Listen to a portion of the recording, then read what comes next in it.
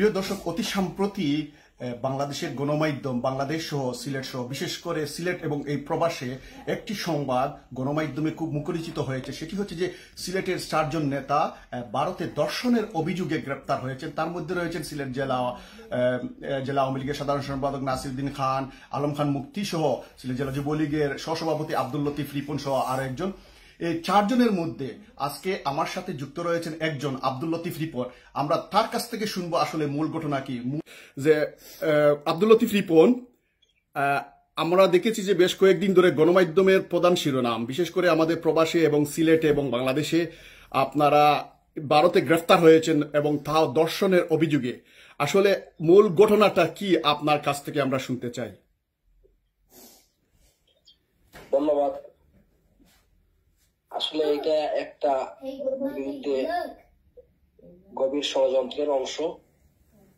আমরা 5 আগস্টের পর যখন আমরা দেশে অনিরাপদ, যখন আমাদের বাড়িঘরে হামলা, আমাদের অফিস ভাঙচুর, আমাদের যানবাহনের নিরাপত্তাহীনতায় আমরা ভুগছি, তখন আমরা আমাদের প্রাণ রক্ষার্থে আমরা ভারত চলে এসেছি।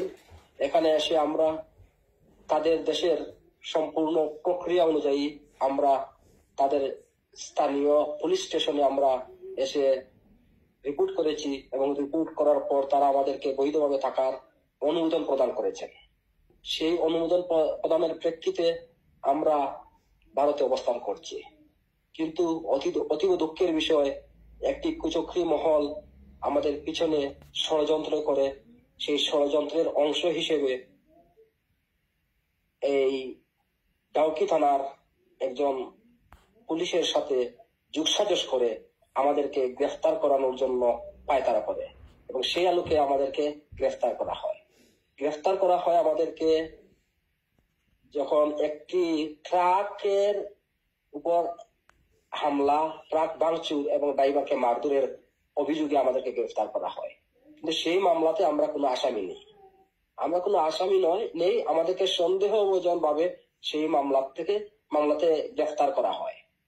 আমাদেরকে এখন আমরা একদিন আনার পর থানা থেকে আমাদেরকে কোর্টে নেওয়া হয়। কোর্ট থেকে আমাদেরকে জামিনে মুক্তি দেওয়া হয়। আগামী 17 তারিখ আমাদের আরেকটা ডেট আছে।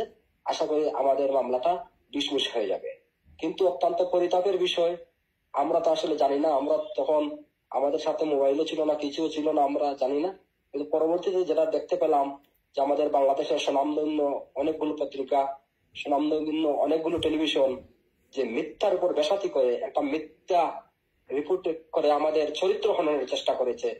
আমি দৃঢ়চিত্তে বলতে চাই, যে কোনো ধরনের সংবাদ টেলিভিশন কিংবা পত্রিকায় প্রকাশের পূর্বে এর সূত্র জানা লাগে, সোর্স সম্বন্ধে অবগত হওয়া লাগে এবং যে কোনো বিষয়ে নিশ্চিত হওয়া লাগে। নিশ্চিত না হয়ে গুজবের উপর ভর করে দেশের স্বনামধন্য পত্রিকা এবং মিডিয়া টেলিভিশনে যে সংবাদ প্রচার করা হলো, আমাদের যে চারিত্রিক ভাবে আমাদেরকে হেনস্থা করা হলো, সেটার বিচার আমরা কার কাছে পাবো বা সেটার বিচার আমরা কার কাছে দেব? আমি অত্যন্ত কৃতজ্ঞ আমরা যে আমাদের দেশবাসী এই সংবাদ কখনো বিশ্বাস করে নাই এবং অনলাইন মিডিয়ায়, বিশেষ করে সামাজিক মিডিয়ায় দেখতে পেরেছি আমরা যে আমাদের এই বিভ্রান্তিমূলক অপপ্রচারের বিরুদ্ধে সবাই দাঁতভাঙ্গা জবাব দিয়েছে, প্রতিবাদ করেছে। সেজন্য আমরা কৃতজ্ঞ এবং আমি বিশ্বাস করি ভবিষ্যতে সংবাদ মাধ্যমের কর্মীরা হলুদ সাংবাদিকতা না করে অন্তত পক্ষে যে কোনো বিষয়ে সূত্র যাচাই বাছাই, তথ্য নির্ভর সংবাদ প্রচার করা তাদের উচিত। এভাবে কারো চারিত্রিক দিক দিয়ে হেনস্থা করার অপচেষ্টা না করার জন্য আমি সবার প্রতি দৃষ্টি আকর্ষণ করছি। ধন্যবাদ। আপনাদের কাছে মামলা নথিপতি রয়েছে এবং আপনারা মূল জায়গায় রয়েছেন। আপনি মূল আসামিদের মধ্যে একজন, মূল আসামি বলতে কি অভিযুক্ত একজন, এবং দেশের গণমাধ্যম যে আপনাদের দর্শনের অভিযোগে যে অভিযোগগুলা নিউজ করেছে, সেক্ষেত্রে আপনারা কি আগামীতে এ ধরনের আইনি কোনো ব্যবস্থা নিবেন কিনা গণমাধ্যমের বিরুদ্ধে, কিংবা আপনাদের পরবর্তী পদক্ষেপ কি হতে পারে আপনাদের যে চারিত্রিক চরিত্র হরণ করা হয়েছে? আমরা যে গণমাধ্যম, আমাদের বাংলাদেশে এখন কি গণমাধ্যমের স্বাধীনতা আছে? আমাদের বাংলাদেশে গণমাধ্যমের স্বাধীনতা আছে বলতে আমি মনে করি না। বাংলাদেশের প্রত্যেকটা টেলিভিশন এবং পত্রিকা গুজবের উপর নির্ভরশীল, এবং তারা কোনো সঠিক তথ্য প্রচার করতেছে না। সব মিথ্যা তথ্য সরকারের বিরুদ্ধে, আওয়ামী লীগ সরকারের বিরুদ্ধে, আমাদের বিরুদ্ধে সব মিথ্যা প্রচার করতেছে। সুতরাং তাদের কাছে আমরা সত্য প্রচার করবে সেটা আশা করি না।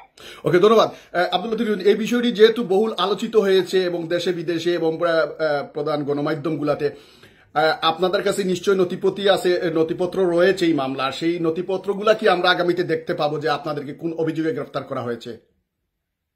হ্যাঁ, এটা তো ইতিমধ্যে অনেকখানি পাবলিশড হয়েছে এবং সব নথিপত্র অলরেডি সংশ্লিষ্ট থানায় আছে এবং আমাদের কাছেও আছে। প্রয়োজনে আমরা সেগুলা আপনাদেরকে দিব, কোনো সমস্যা নেই। ধন্যবাদ আপনি বার্মিংহাম বাংলা টিভিতে কথা বলার জন্য। ধন্যবাদ আপনাকে।